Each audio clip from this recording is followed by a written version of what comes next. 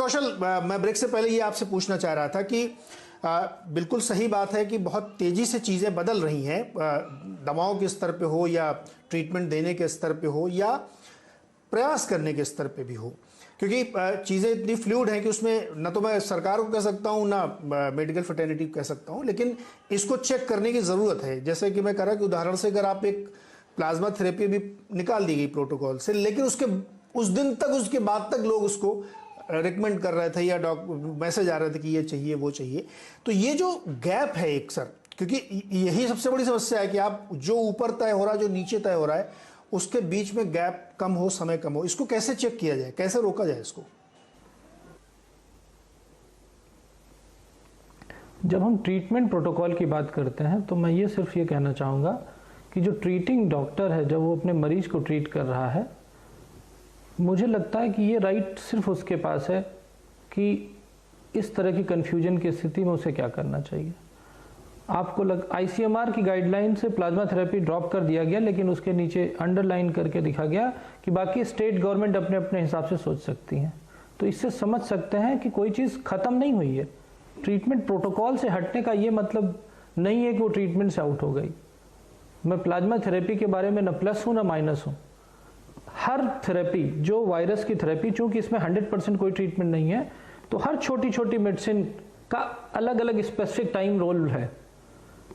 जैसे कि रेमडेसिविर का भी रोल है एक फिक्स टाइम में।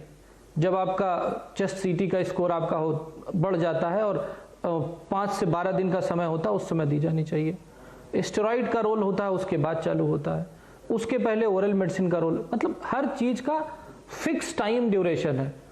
अब जब बात आती प्लाज्मा थेरेपी तब दी जाती, इनिशियल 5 से 7 दिन में ही दी जाती थी, लेकिन जब हमारे पास पेशेंट आता है और हॉस्पिटल जो एडमिट होता है और डॉक्टर के पास कुछ नहीं होता है, कोई ऑप्शन नहीं होता, तो वो सारे ऑप्शंस ट्राई करता है। शायद यही रीजन था कि प्लाज्मा थेरेपी ज़्यादा यूज़ हो रही थी। तो अभी भी वो ट्रीटमेंट से नहीं हटी, वो आईसीएमआर के प्रोटोकॉल से हटी है। और हर डॉक्टर को अपने विजडम के अकॉर्डिंग अपने पेशेंट की जान बचाने के लिए जो ठीक लगता है वही करना चाहिए, और वही करता है। दुबे सर मेरे से कह रहे थे कि क्या ऐसे में क्या करना चाहिए। मैं ये नहीं कहता कि मैं बहुत मरीजों को ट्रीट कर रहा हूँ, पर मेरे पास जो भी होम केयर वाले या ऑनलाइन ट्रीटमेंट वाले पेशेंट हैं, मेरा सिर्फ ये कहना है कि एक कॉकटेल ट्रीटमेंट इसका चलता है, क्योंकि कोई 100% ट्रीटमेंट नहीं है। और किसी को सिम्टम खराब हैं या नहीं खराब हैं, अगर कोई पॉजिटिव आए तो उसको अपने डॉक्टर की बताई गई सारी दवाओं को खाना चाहिए।